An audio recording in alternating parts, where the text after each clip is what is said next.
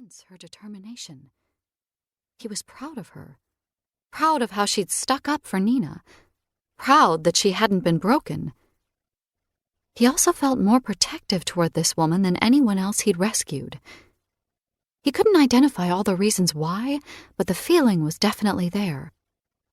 Arrow could have probably resisted the emotions he could feel bubbling under the surface if she weren't unconsciously leaning into him every chance she got. She might be tough and composed on the surface, but that slight telltale movement offered a very different story. Underneath her bravado, she was scared to death. Arrow wanted to take her in his arms and reassure her. Tell her that he'd get her home to her father, to safety. But he knew from experience that showing even the slightest amount of sympathy right now could undo her. So he restricted himself to small touches, making sure he stayed by her side, giving her what comfort he could while still being on alert for the smallest signs of danger. After what she'd been through, whatever that was, he wasn't going to let anyone or anything hurt her again before he got her home. "All clear," Black said in a toneless whisper as he reappeared next to them without another sound. The man had been a Navy SEAL and could move silently through any kind of terrain. Arrow had long since gotten used to it, but next to him he felt Morgan start violently as Black's presence surprised her. But she didn't make a sound. She'd trained herself well to keep quiet. He'd noticed that in the room where she and Nina had been held captive. When he'd hit her arms to knock the knife out of her hand, she hadn't cried out. When the little girl had thrown herself at her, Morgan hadn't let out even the smallest oomph as she'd landed on her ass.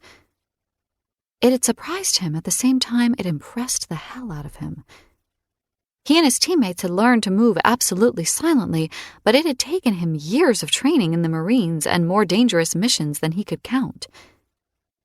The mystery of how and why Morgan had learned to be silent, no matter what, bothered him. "We need to move quickly," Black went on. "The safe house is roughly half a mile away, but we're about 30 minutes later than we'd planned. The city is waking up, and the last thing we want is for someone to see us and get curious." Arrow pressed his lips together.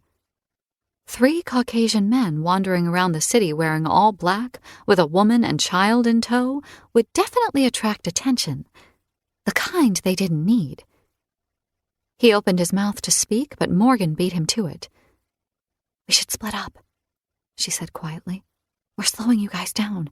If we split up, you can move faster with Nina," she told Ball, nodding at the child now sleeping in his arms. Arrow could see how much the suggestion cost her. She was gripping Nina's shirt in her fist so hard her knuckles were white. Black looked toward Arrow with one brow raised. From the second they'd stepped outside the hovel where they'd rescued the pair, Arrow's teammates had realized he had a connection with Morgan. It worked like that sometimes on their missions.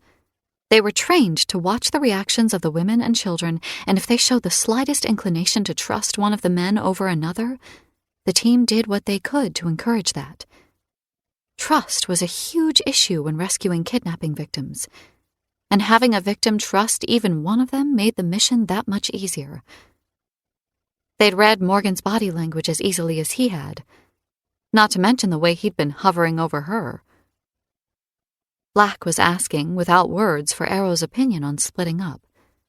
There was no doubt that he'd be the one going with Morgan. Arrow turned to the woman at his side. He towered over her slight 5 feet 3 inches. At an inch over 6 feet, he was used to being taller than the people they rescued, but her diminutive height was one of the things that made his protective instincts rush to the surface more than usual. He slowly moved his hand and lightly brushed his fingertips against her upper arm. It was covered in a ratty gray t-shirt, but he could feel the heat of her skin through it. "Are you sure?" he asked. "It would make things easier, but if you don't want to be separated from Nina, we can make it work." She tilted her chin up to look him in the eyes, which Arrow loved. She was scared and nervous, but hadn't been beaten down to a point where she refused to meet his gaze. "I want to do whatever will get Nina safe the fastest."